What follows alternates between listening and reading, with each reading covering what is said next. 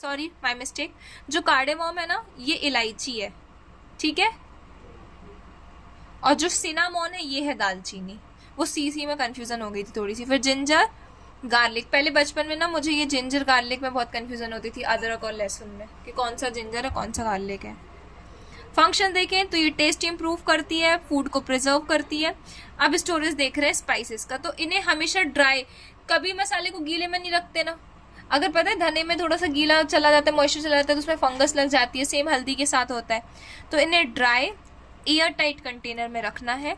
सारे स्पाइसेस जो है retain flavour longer than powdered spices, मतलब होल स्पाइसेस जो है, अपन बोलते हैं ना खड़ा मसाला और पिसा मसाला, पता होगा ना खड़ा मसाला पिसे मसाले के बारे में, पता है कि नहीं? जी मैम, जी मैम। हाँ, तो जो खड़ा मसाला होता है ना उनमें ज्यादा फ्लेवर होता है एज कम्पेयर टू पाउडर्ड मसाला। अब जो अपन तो खाना खाते हैं तो वो समझ में आता है, जब हमारे मुंह में एकदम से दालचीनी या लौंग आ जाएगी उसका ज्यादा फ्लेवर आएगा एज कम्पेयर टू जब उसका पाउडर खा रहे होंगे, ठीक है। एक चीज याद रखना, मैंने ये स्टार्टिंग में भी बताया था, ठीक है, कि अपन जिस भी चीज को जितना बारीकी तक लेकर जाएंगे ना उसकी न्यूट्रिशन वैल्यू उतनी ज्यादा कम होती जाएगी। और फिर मैंने एक लाइन बोली थी कि सब्जियां या कोई अगर डॉक्टर का घर होगा ना, या किसी ऐसे इंसान का घर होगा जिसे न्यूट्रिशन के बारे में नॉलेज है, उसके घर में कभी भी बारीक कटी हुई सब्जियां नहीं बनेंगी, क्योंकि आप सब्जी को जितना छोटा काटते जाओगे उसकी न्यूट्रिशन वैल्यू उतनी कम होती जाएगी, ठीक है।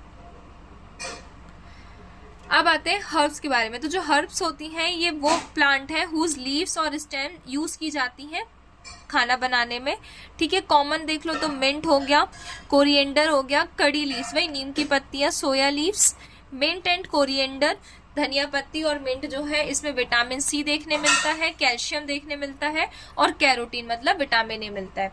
अब हम बात करते हैं किसकी, सॉल्ट की। तो सॉल्ट जो है ये असेंशियल फूड एसेसरी है। क्यों? क्योंकि हम देखो अभी इसके बारे में बता रहे हैं क्यों है। सोर्स देखें सबसे पहले कहाँ से मिलता है, तो रॉक सॉल्ट और सॉल्ट लेक, जो लेक्स होती हैं झील होती हैं वहां से मिलता है, या पत्थरों से निकाला जाता है, ठीक है। काला नमक जो आता है ना वो पत्थरों पहाड़ों के बीच में से निकाला जाता है, वो जैसे अपन मुल्तानी मिट्टी निकालते हैं ना for our face, like that. फिर अंडरग्राउंड स्प्रिंग्स, देखो अंडरग्राउंड स्प्रिंग्स मतलब होती हैं जो जमीन के नीचे पानी के फुहारे होते हैं, उन्हें स्प्रिंग्स बोला जाता है, ठीक है। अब सी वाटर, समुद्र का पानी। सिलेक्शन कैसे करना है सॉल्ट का, तो क्लीन होना चाहिए, वाइट होना चाहिए, ड्राई होना चाहिए, स्टोर होना चाहिए एयर टाइट कंटेनर में, क्योंकि यहाँ पे अगर मॉइस्चर आ गया तो वो गीला हो जाता है, क्योंकि नमक पानी में नहीं पता चलता ना, जब पानी इवेपोरेट हो जाता है तब हमें नमक दिखता है। तो अगर हम इसे कंटेनर में रखेंगे और अगर इसमें मॉइस्चर आ जाएगा तो नमक जो है वो पानी को एब्जॉर्ब कर लेगा और मॉइस्ट हो जाएगा। विनेगर की बात करते हैं, तो विनेगर जो है ये मेनली एसिटिक एसिड का सॉल्यूशन है। What is acetic acid? Acetic acid एक टाइप का एसिड है जिसका कुछ परसेंट अगर हम पानी में मिलाते हैं तो वो विनेगर बनता है। आया समझ में? एसिटिक एसिड का कुछ परसेंट हम पानी में मिलाते हैं और उससे मिलता है क्या, विनेगर, ठीक है। ये यूज किया जाता है पिकलिंग के लिए, अचार के लिए, फ्लेवरिंग के लिए।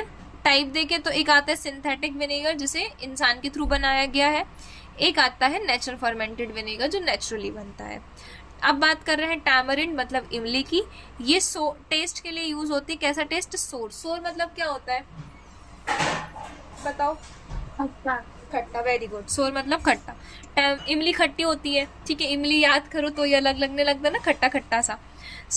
अगर जो अच्छी इमली होगी ये लाइट ब्राउन कलर की होगी जब फ्रेश होगी। इसको हम प्रिजर्व भी कर सकते हैं नमक के साथ, ठीक है। वैसे इमली रखी जाती है घर पे, जो लोग ऐसे फुल्की वगैरह घर पे खाते हैं ना खटाई बनाने के लिए स्टोर कर लेते हैं। Decided tamarind stores better. अच्छा,